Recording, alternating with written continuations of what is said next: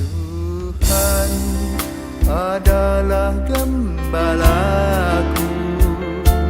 takkan kekurangan aku. Dia membaringkan aku di padang berumput hijau. Saudara-saudara yang terkasih di dalam Kristus, selamat pagi. Salam jumpa lagi dalam Sabda Siap Saji, Senin 1 April 2024, hari Senin dalam Oktav Paskah.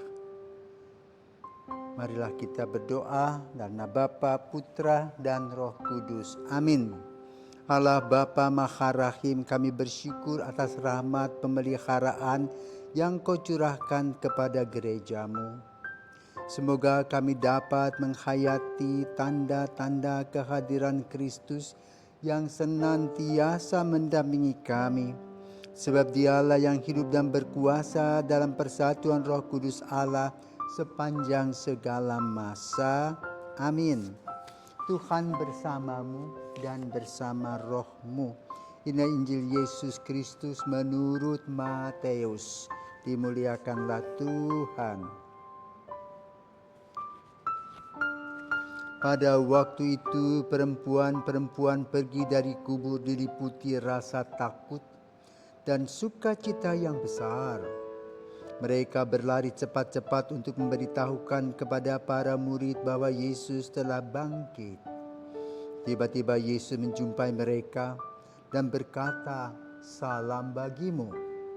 Mereka mendekatinya, memeluk kakinya, serta menyembahnya. Maka kata Yesus kepada mereka, "Jangan takut. Pergi dan katakanlah kepada saudara-saudaraku supaya mereka pergi ke Galilea, dan di sanalah mereka akan melihat aku." Ketika mereka masih di tengah jalan, datanglah beberapa orang dari penjaga makam Yesus ke kota dan memberitahukan segala yang terjadi itu kepada imam-imam kepala. Dan sesudah berunding dengan kaum tua-tua, mereka mengambil keputusan, lalu memberikan sejumlah besar uang kepada serdadu-serdadu itu dan berkata, "Kamu harus mengatakan bahwa murid-murid Yesus datang malam-malam dan mencuri jenazahnya ketika kamu sedang tidur. Dan apabila hal ini kedengaran oleh wali negeri, kami akan berbicara dengan dia sehingga kamu tidak beroleh kesulitan apa-apa." Mereka menerima uang itu dan berbuat seperti yang dipesankan kepada mereka. Dan cerita ini tersiar di antara orang Yahudi sampai sekarang ini. Demikianlah sabda Tuhan, terpujilah Kristus. Saudara-saudaraku terkasih, selamat Paskah. Malam Paskah, Vigili Paskah, kita mendengar Injil tentang Maria Magdalena pergi ke kubur. Di sana dia tidak melihat Yesus, makam kosong.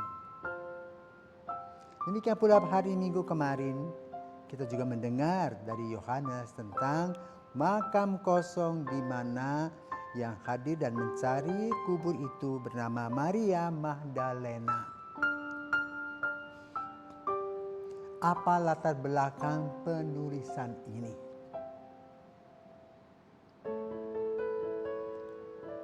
Sebagaimana kita ketahui, ketika Yesus mulai berkarya di Galilea, Yesus mengumpulkan pemuda-pemuda dan juga bapak-bapak keluarga muda. Yang antara lain adalah Petrus, Andreas, Filipus, Yohanes, Yakobus, Bartolomeus, dan sebagainya. Mereka membentuk sebuah paguyuban dan mereka belajar dari Yesus, berdoa dan berkarya. Melihat bagaimana Yesus menaburkan cinta kasih kepada siapa saja secara merata dan adil. Namun apa yang dilakukan oleh Yesus mendapat tantangan dari kelompok lain, yaitu kelompok agamawan. yang merasa bahwa kehadiran Yesus itu menyaingi keberadaan mereka, terutama dalam urusan dengan fulus. Mereka sudah biasa hidup mewah, ya, dengan meminta perpuluhan dari rakyat. Mereka menyalahgunakan uang itu untuk berfoya-foya, bersenang-senang, dan menaikkan status sebagai orang yang hebat. Di lain sisi, rakyat melihat bagaimana keberadaan Yesus membuat mereka merasa lebih lega hidupnya. Tidak merasa diperas oleh uang ini, uang itu. Maka tidaklah mengherankan pengaruh Yesus terhadap rakyat begitu besar. Dan ini membuat para agamawan ini terancam. Mereka tidak biasa menerima kritikan-kritikan walaupun perilaku yang dilakukan tidak sesuai dengan tugas sebagai agamawan. Mungkin sampai hari ini kita harus merefleksi diri. Alih-alih Yesus menjadi korban. Namun di tengah-tengah paguyuban itu datanglah perempuan-perempuan yang tentu saja mempunyai kedudukan. Mereka bukan kelas bawah, tapi kelas menengah ke atas. Karena itu mereka punya waktu untuk duduk bersama, pergi sama-sama. Seperti para ibu-ibu saat sekarang. Mereka bisa duduk-duduk makan di restoran, bisa buat arisan. Bisa membicarakan si A, si B, bahkan gosip juga bisa.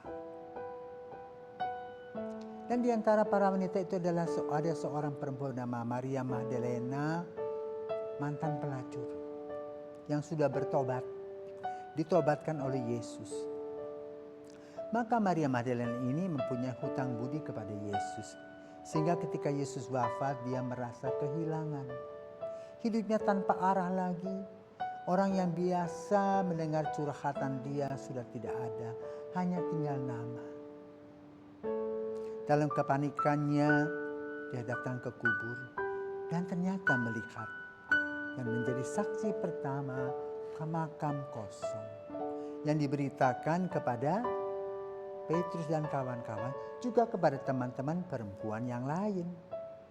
Maka pada hari ini kita mendengar dari Injil Matius bagaimana para wanita itu datang dengan rasa takut tetapi juga dengan rasa sukacita karena sudah mendengar dari Maria Magdalena bahwa Yesus hidup. Mereka bergerombol di sana, tapi lalu mereka juga melihat bagaimana gerakan para serdadu, para agamawan tadi membuat sebuah cerita baru bahwa jenazah Yesus itu dicuri oleh murid-murid Yesus pada tengah malam. Dan mereka disogok. Jadi saudara terkasih, sogok itu dari dulu sampai sekarang masih terus terjadi. Dan sogok itu juga terjadi di dalam kelompok tadi, agamawan tadi. Menyalahgunakan kehidupan dan juga prinsip hidup sebagai seorang yang disebut kelompok agama. Dan kiranya mungkin sampai hari ini pun juga bisa saja itu berlaku. Maka refleksinya yang pertama adalah bagaimana kita salut kepada para ibu yang tidak lari karena memang situasi dan kondisinya dimungkinkan untuk tidak lari. Dihormati dan dihargai sebagai seorang wanita. Namun di lain sisi mereka juga memberikan dukungan. Karena itu mereka menjadi saksi Kristus dalam kebangkitan Yesus. Dengan sifat wanita yang wakwek itu, maka berita tentang kebangkitan Yesus lebih tersebar lebih cepat. Dengan mengatakan apa? Tahu nggak? Rahasia ya. Tahu nggak? Rahasia ya. Itulah yang biasa dibuat para wanita. Tapi akibatnya apa? Tersiar viral. Dulu kan belum ada gadget. Kalau sekarang kan tinggal tekan saja. Tapi sekarang dulu tidak, dari mulut ke mulut, dari tempat ke tempat terus tersebar tentang kebangkitan Yesus. Maka kita harus menjadi saksi Kristus. Yang kedua, tadi uang. Ya, uang bisa bicara, menutup semua kebusukan-kebusukan untuk kenikmatan-kenikmatan, kesenangan-kesenangan kita, dan kita bisa terbawa arus. Entah siapakah kita. Apakah kita orang awam atau agamawan, sama. Ujian demi ujian tentang uang itu datang silih berganti, dan uang itu manis. Anda bisa beli sesuatu, bisa kita simpan di ATM, bisa kita simpan di tabungan. Dan setelah kita mempunyai ber-MM itu, kita duduk santai. Tidak ada lagi yang kita pikirkan, yang penting aku sudah duduk dan lupa berdiri. Maka ini refleksi untuk kita pada saat Paskah ini. Apakah betul kita telah melaksanakan tugas-tugas kita dengan baik? Atau kita seperti para ibu yang berani mati mewartakan sabda bahwa Kristus telah bangkit. Selamat pagi, Tuhan memberkati.